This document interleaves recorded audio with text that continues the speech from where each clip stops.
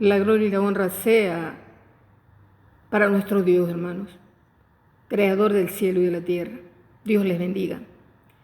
Hoy, 19 de abril del 2020, vamos a tener la bendita palabra. Quiero decirles que en esta preciosa tarde de domingo de abril, realmente me es imperioso compartir la voz de Dios para sustento de su pueblo.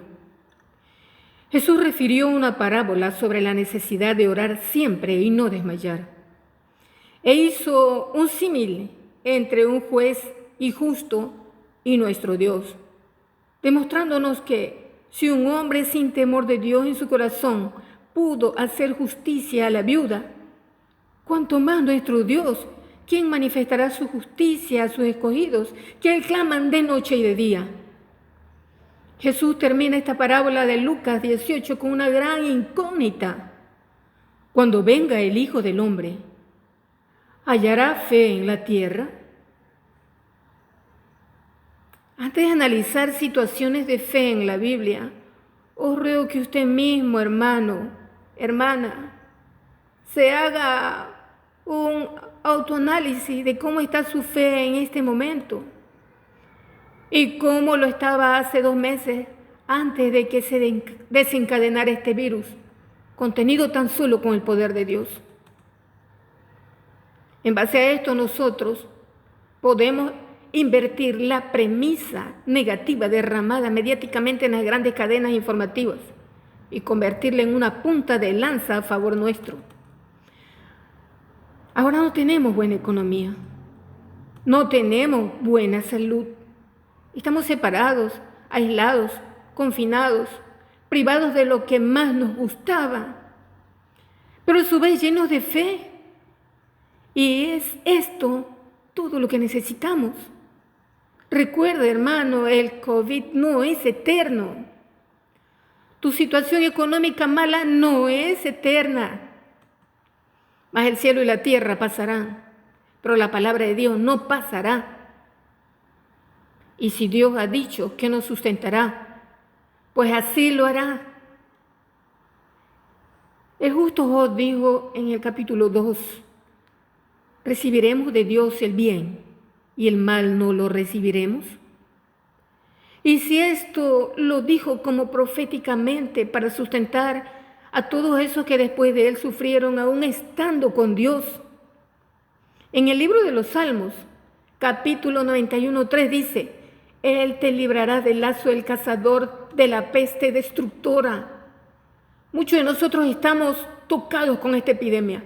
Vemos mortandad a izquierda, a derecha, vemos nuestra economía destrozada, vemos a otros hermanos sufrir más duro y más cruento que nosotros y en este momento en donde nos puede visitar la duda, aún no nos es raro escuchar a algunos hermanos decir que ellos están en victoria porque Dios los ha recompensado por su correcto caminar. Y aún otros afirman que en su vida no hay pecados ocultos. Pero si leemos la palabra de Dios de una manera completa y no solo un versículo, nos damos cuenta que el dichoso día malo ha estado presente entre los escogidos de Dios y aún entre grandes profetas de la talla de Elías, de David, de Daniel, de Pablo, de Pedro. Y eso es solo por mencionar unos pocos ejemplos. Hablemos del profeta Elías. Primera de Reyes 19, en la versión Reina Valera. Lo que sucede, Elías huye a Oreb. Acá dio a Jezabel la nueva de todo lo que Elías había hecho y de cómo había matado a espada a todos los profetas. Entonces envió Jezabel a Elías un mensajero diciendo, así me hagan los dioses y aún me añadan, si mañana a estas horas yo no he puesto tu persona como la de uno de ellos. Viendo pues el peligro, se levantó y se fue para salvar su vida. Y vino a Berseba, que está en Judá, y dejó allí a su criado. Eran 450 los profetas de Baal que Elías degolló. Elías les ganó la apuesta y el Dios Todopoderoso se glorificó aquel día. Pero, ¿por qué Elías temió a la reina y a sus amenazas? No olvidemos que estamos hablando del mismísimo profeta Elías, conocido también como el profeta de fuego. Y pese a ello, en el capítulo 19, verso 4, Elías, a causa de su temor, le pide a Dios que le quite la vida. ¿Puede usted imaginar eso? Terrible. Dios en su misericordia no lo libró del fatídico momento, más bien lo libró de la desgracia. Pero el momento lo vivió. Dios en su poder te puede librar del momento de la desgracia, pero al parecer ha preferido librarnos de la desgracia que se presenta durante la tormenta. Y al parecer esto para reforzar nuestra fe. Cuando entre los hijos de Dios llegó también el maligno, no fue claro su planeamiento al decir: ¿acaso teme Jod a Dios de balde? Dicho de esta manera, ¿y acaso Jod no te honra sin recibir nada a cambio? Prosiguió Satanás argumentando. ¿No le has acercado alrededor de él y a su casa y todo lo que tiene? Al trabajo de sus manos le has dado bendición. Por tanto, sus bienes han aumentado sobre la tierra. Ahora quítale y verás cómo blasfema. Son casos reales bíblicos. La peste destructora la vamos a pasar. Dios no se contradice. Él ha cumplido con nosotros. Veamos otro ejemplo, mis hermanos.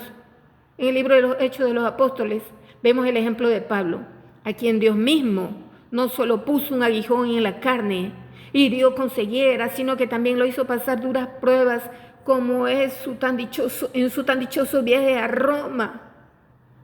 El apóstol Pablo estaba viajando en un barco de prisioneros camino a Roma para comparecer ante César por causa de la predicación del Evangelio de Jesús.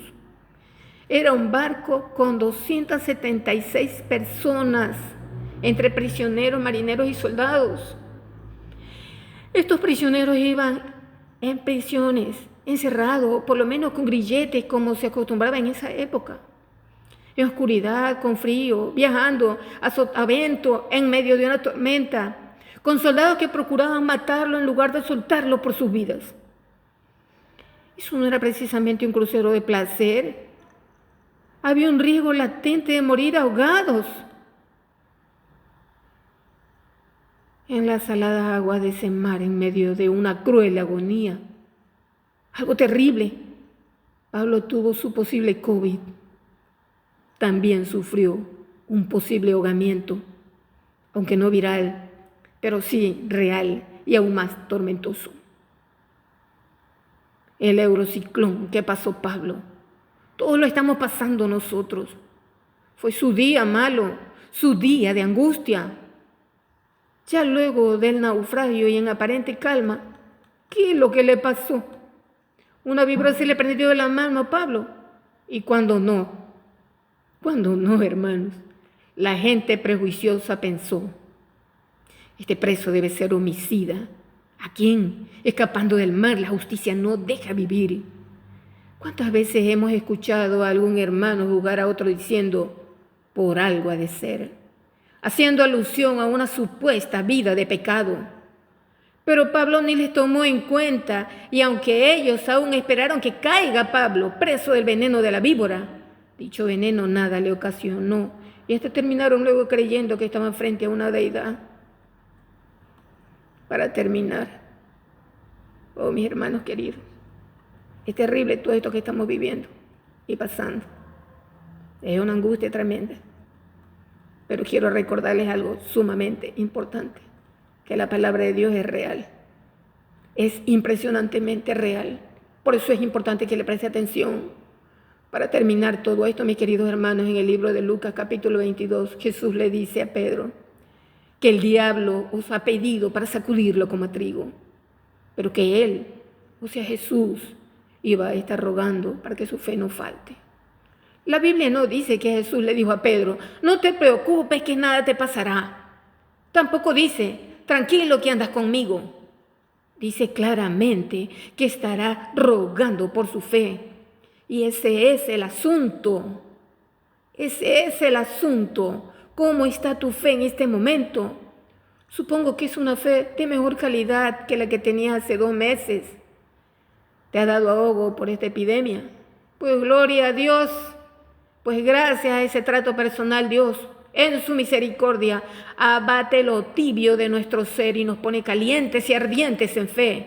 Y si no te ha dado crisis respiratoria aguda, pues gloria a Dios por su misericordia contigo.